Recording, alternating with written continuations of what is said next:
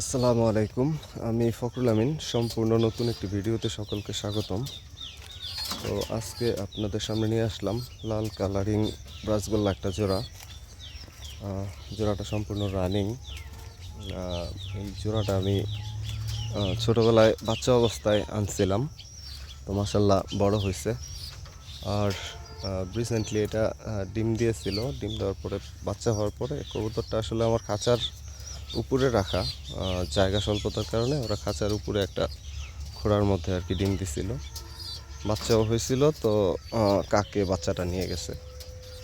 আসলে আমার জায়গা স্বল্পতার কারণেই আসলে কয়েকটা জোড়া কমাতে হবে, এজন্য জোড়াটা বিক্রি করে দিব। যদি কারো ভালো লাগে, পছন্দ হয়, আমার সাথে যোগাযোগ করে জোড়াটা সংগ্রহ করে নিতে পারেন।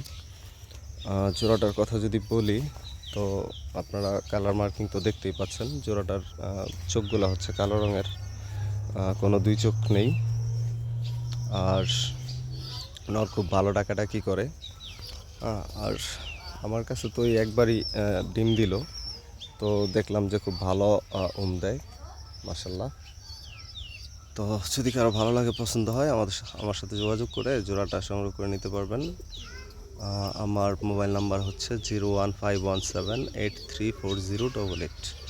এটা স্ক্রিনে দেওয়া থাকবে। এটা আমার ইমো হোয়াটসঅ্যাপ নাম্বার।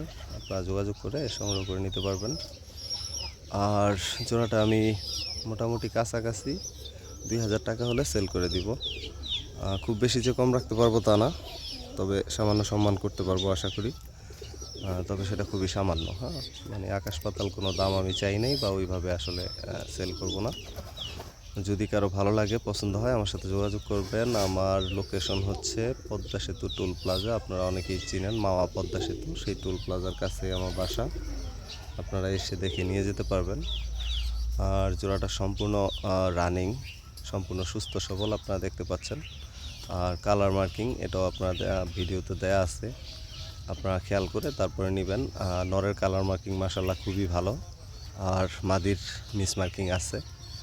তো আপনারা দেখে যদি পছন্দ হয়, ভালো লাগে, আমার সাথে যোগাযোগ করে জোড়াটা সংগ্রহ করে নেবেন।